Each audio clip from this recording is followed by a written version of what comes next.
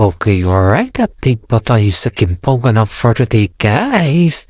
Ito naman tayo, guys. Update natin kila Kim Cho at saka si Paolo Avellino. Si Kim Cho po ay namigay po ng regalo sa PBB. Usan po ay ang daming kalagang ayuda si Kim Cho sa mga PBB na bago sa yun, guys. Ayan yun po ay si Milay po nakasama niya na nagkogos ay nagjojoke pa nga siya dito na sinasabi na matanggap ba kayo ng nail cutter, guys? And of course naman, guys, si Kim Cho po ay binigyan talaga ng mga ayuda yung kasama nila dahil si Kim Cho din po ay galing Claveyan sa PBB, kaya alam niyo kung ano yung mga kailangan ng mga bagong pasok sa PBB, guys. Habayta naman si Paolo Avellino po ay hindi po siya napantinat, kundi tinagtagan naman po niya yung regalo at nagbigay din po ng regalo sa mga tao dun sa PBB. Kaya marami na naman ang mga netizen nagtatanong sa kanila at nagsasabi kung bakit si Paolo Avellino po ay nagbigay din ng regalo sa mga PBB, hindi sa ng mga fans. Pero sabi naman ni Paolo Avellino, guys, ay hindi naman kailangan na itanong pa yan kasi syempre mas marami daw kailangan yung mga nasa PBB kumpara sa mga fans at may mga oras din po si Paolo Avellino na magbigay sa mga fans. Kaya wag na daw natin yan na wag na natin gawing issue yung pagbigay ni Paolo Avellino sa mga fans, sa mga PBB. Dahil lahat naman po yan ay fans na fans din po sila. At wala naman pinagkaibayan, guys, diba? Kaya ang sabi naman ni Paolo dito, guys, na sa next time ay magbigay siya sa mga fans. Bigyan lang daw muna natin ng pagkakataon ng mga tao sa PBB dahil yun talaga yung target nila sa ngayon. Maraming mga netizen po manatay po Avellino at sinasabi na napakabait ang Kim Pao at napakabait ang tambalang Kim Pao at saka si Paolo Avellino lalong-lalo na sa dalawang ito. Mga netizen po, guys, ay nababaitan sa Kim Pao at marami din po nagsasabi na may mga bagong hair look ng dalawa, bagay na bagay sa kanila yung kanilang hair look. At sabi naman ng mga iba na balik tambala na naman yung dalawa. Of course, guys, balik tambalan yung dalawa kasi talagang sila naman talaga yung love team na sinasaladuhan natin ngayon. Kasi yung love team na cut din ay wala na po. Maraming mga netizen po nagsasabi na sana may forever na ang Kim Pao, hindi naman sa love team, kundi sa reality na. Ito naman tayo, guys. May mga bago naman tayong updates patungkol sa kanila, guys. Kung si mami ni Paolo Avellino, guys, ay bukang bibig niya palagi si Kim Cho. Ilang buwan na kasi hindi nakadalaw si Kim Cho sa kanila dun sa Baguio, guys, kasi sobrang busy ni Kim Cho. Hindi lamang po si Kim Cho, kundi pati na rin po si Paolo Avellino. Busy kasi yung Kim Pao sa ngayon, guys, at ilang buwan pa lang sila na ilang buwan nang hindi na sila nakakapasyal dun sa Baguio. At the same time, guys, ay marami na din mga netizen na nagsasabi na sobrang miss na ni mami ni Paolo si Kim Cho. Ganun kasi yung mami ni Paolo, guys, ganun siya kabuto kay Kim Cho dahil alam naman niya na love naman ni Paolo Avellino si Kim Cho kahit hindi niya sabihin sa publiko. Sabi nga ni mami ni Paolo Ways na ramdam daw niya yung feelings ng kanyang anak kay Kim Cho kahit hindi man niya ito sabihin sa publiko. Ay alam daw niya yun dahil isa siyang nanay at pinalaki niya si Paolo Avellino na maayos kaya alam niya kung ano yung weakness ng kanyang anak. Marami naman dito ang nagsasabi na they are very proud sa mami ni Paolo Avellino dahil kahit papaano ay mas minabuti nila na bigyan ng oras yung mga fans nila. Mas minabuti pa nilang bigyan ng oras yung mga fans nila. Dahil ang mga fans kasi nila guys ay yan po ibibigay sa kanila ng more engagement. At sabi naman ni Mami ni Paolo Avellino ay gustong-gusto niya na pinapriority yung dalawa. Ang pinapriority ng Kim Pao ang kanilang fans kesa yung kanilang sariling moment. Kasi yan daw po ay pasasalamat na sa kanilang mga fans guys. Alam naman din natin guys na napakaswerte rin ni Kim Chiu kay Paolo Avellino dahil si Paolo Avellino sa ngayon guys ay naghahanap na talaga siya ng for the lifetime. Yan na kasi yung kay Paolo Avellino sa ngayon guys. Yun na din yung kanyang motive din sa ngayon habang naghintay ng mga project or something na ganyan. Talaga yung kanyang is yung pang-future na.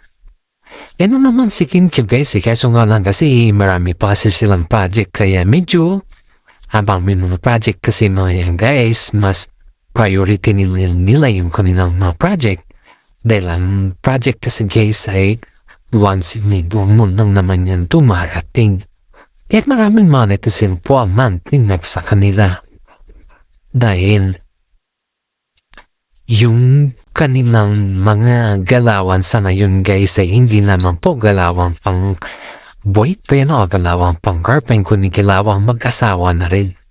Maraming mga netizen po ang nagsasabi na bagay na bagay ang Kim Pao dahil mismo sa kanilang mga side guys, sa kanilang side Paolo Avellino side at saka kay Kim Chiu na side po guys ay walang problema, halos suportado nila yung dalawa sa kanilang mga career at sa kanila din kung ano din yung status nila sa ngayon. Sabi ng mga netizen na walang problema sa Kim Pao sa both side, ang problema lang sa kanila yung kailan natin naghihintay yung oo na sagot na yung dalawa. Pero si Paolo guys is ready na rin si Kim Chiu kasumala. Yun nga, may mga marami pa kasi silang project na gagawin sa ngayon. Kaya yung sabi ng Kim Chiu guys is I will not close my door kay Paolo Avellino kasi yan naman talaga kami. Yan naman talaga yung ending natin. Lahat naman tayo yan yung ending natin. Kaya sabi ko bilang isang content creator dito guys ay nasisiyahan na po sa binalita sa akin no, ating mga isang kaibigan na talagang willing si Kim Chiu na pumasok sa buhay ni Paolo Avellino. Pero hindi pa sa ngayon guys. Ready naman talaga sila. Pero hindi pa sa ngayon dahil gusto nilang kampanan ng project muna bago yung mga asawa. Kasi nga, yung hanap buhay nila yung isang artista, di ba? Kaya naiintindihan po natin yung mga gawin na bagay guys sa kanila. Yung mga netizen po ay may mga netizen po ang hindi nakakaintindi ano yung sitwasyon ng dalawa kasi may mga time po na tinanong si Kim Chiu about yan at binas si Kim Chiu. Pero sabi lang ni Kim Chiu na unbashing is just only an opinion. Sabi niya, hindi naman pinatulan ni Kim Chiu kasi alam naman ni Kim Chiu level ng kanyang sarili. Maraming nababas kay Kim Chiu dahil hindi daw bakit hanggang ngayon sa tagal na nilang love team. Wala pang aminan na nangyayari. Walang aminan talaga. Yung bang nandun pa lang sila sa parang sweet muna guys. Yung mga sweet yung pinapakita malabing yung sweet moment ba. Pero yung aminan wala pang ganun. Sabi nga ng iba, dahil lang ito ng Katniel na 5 taon bago nila inamin yung kanilang relasyon. Yan yung mga sabi ng mga bashers kaya naman nila niya. Ayaw naman nila matulad ang Kim Pao sa Katniel na kung ano nangyari kila Tatay Bernardo, si Catherine Bernardo at saka si Daniel Padilla guys, kasi alam naman din natin, di ba? Ito naman na si Mami Min po ay sabi naman niya na talaga na wala na sila at ganun ka rin nangyari sa yun. Pero as of now guys, ang mga fans po ay umarangkada yung kanilang pagkaidulo si Kim Pao sa ngayon. Lalong-lalo na at may mga bago silang movie at bagong looks. Kaya naenggan niyo yung mga Kim Pao pag nakikita nilang may mga bago sa mga fans guys. Naenggan niyo sila pag may mga bago sa Kim Pao. Dun po naenggan niyo yung mga fans sa lanong supportado talaga nila ang Kim Pao. Yung mga dalawan guys na hindi mo siya kapakalain na napipighani yung mga fans sa kanila. Kaya marami mga netizen pa masasabi na napakaswerte, napakabait at marami mga netizen na magmamahal sa Kim Pao dahil sa kanilang mga pag-uugali. Yan po yung gustuhan ng mga maraming mga netizen sa Kim Pao dahil mapagbigay po sila, mabait at higit sa lahat ay napaka-honest din nila sa isa't isa. Kaya sabi ng mga iba guys, sa mga loob din ng showbiz sabi nga nila kahit ibatuhin mo ng bato si Kim Chu. Hindi yan babato ng bato siya, kundi batuhin kanyan ng tinapay. Yan po yung sinasabi ng mga fans dito guys. Kaya nga po guys, is marami mga netizen po ang nagsasabi na sana may hantungan na yung dalawa sila Kim Chu at si Paolo Avellino. May bagong kayong payuda sa ngayon guys. Spotted pala po si Kim Chu at si Paolo Avellino dun sa lobby ng condo unit ni Kim Chu guys. Ayun kasi dito sa gwardiya guys na kung saan po naka-duty siya dun sa mismo sa condo ni Kim Chu. Dun sa mismo sa building nila Kim Chu ba? Kasi siyempre guys may mga gwardiya dyan at di naman natin maiwasan yan, di ba? Ang akala daw ni Paolo Avellino hindi siya kilala kasi she's wearing a mask. Di niya alam na kung ano man yung kanyang galawan. Kung ano man yung kanyang galawan ay makikita at makikita pa rin siya kahit katalikod siya nakasaibu. Or kahit anumang klaseng side view meron si Paolo. Kasi kitang-kita mo naman guys na kahit natakpan man yung half na mukha ni Paolo dyan malalaman mo pa rin na siya si Paolo Avellino. And of course masaya naman ang gwardiya nung nakita si Paolo Avellino na spotted dun sa lobby ng apartment ni Kim Chu. Sinusundi siya, naghihintay daw siya. Ayon dito sa kanya guys ay naghihintay daw si Paolo Avellino sa lobby para pick-upin siya ni Kim Chu. Kasi sa kinumagahan ng guys, diba maisip sila na napakaaga. Yan yung bago nilang movie.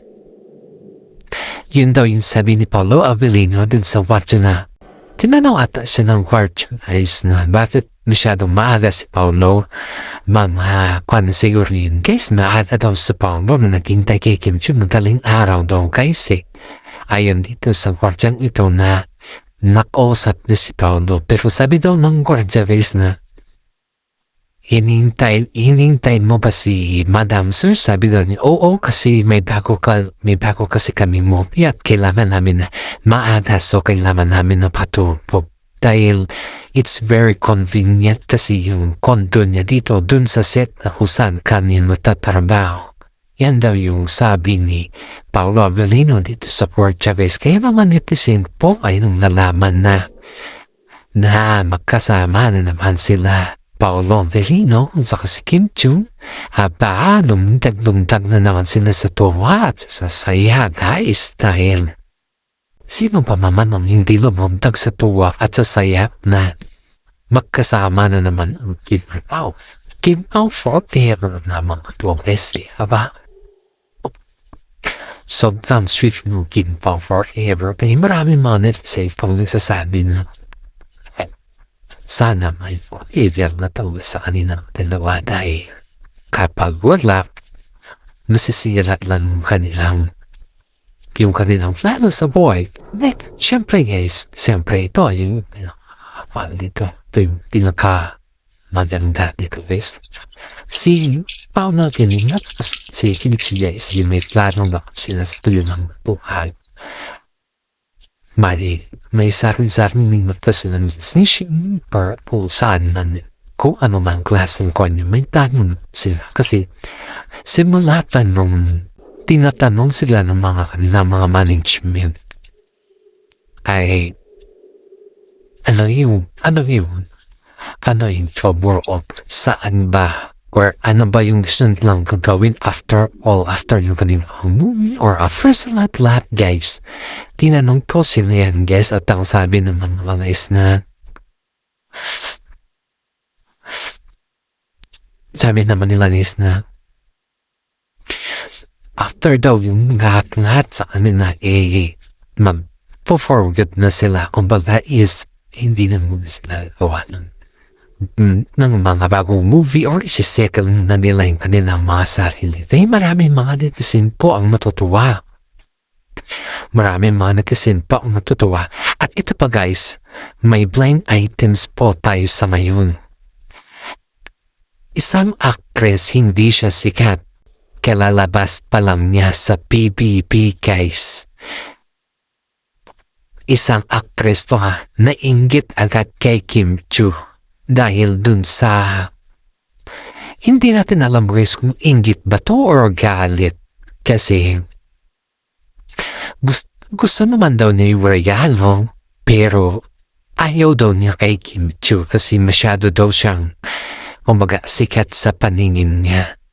Ay hindi, sabi nga naman kasama nila sa loob ng PBB na hindi namin alam kung paano namin ito sabihin kasi hindi namin alam kung naiinggit siya or galit siya or saan siya humugot sa ganon na kanyang mga sinasabi.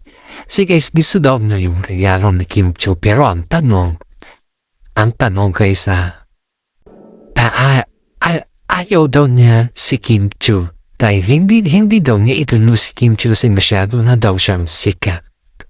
O sa tingin nyo guys, ano kaya yung mga katangian nito inggit na galit, diba? Yun yung pagkakala ko dito is naiinggit siya, nagalit siya sa mga ibang tao na hindi mo maintindihan. Kilala ng mga taga-PBB to guys at alam ko marami na din itong mga fans na naiirita sa kanya. At bago natin tapusin ang ating update for today guys is shout out ko muna yung mga senior citizen dyan na palagi nanonood sa akin. Maraming salamat guys sa mga supporters natin dyan na palagi din nanonood sa atin. Shout out ko po sa inyo at alam ko kayo lang po palagi nanonood sa atin. Maraming salamat po. Paki-like and share naman po yung ating YouTube channel. At pakishare na din po ang lahat ng ating update for today guys. Sana naman po ay nagustuhan ng mga kasama natin dito sa loob ng ating YouTube. Dahil ito po ay bagong update at sana paki-like and share naman po. Actress po yan guys. Kilala po yan dahil bagong labas po yan ng PBB. Ito po ay maganda. May itsura siya at mukhang mabait yung kanyang mukha. Pero ito may hidden character din pala ito. Okay. Thanks for watching.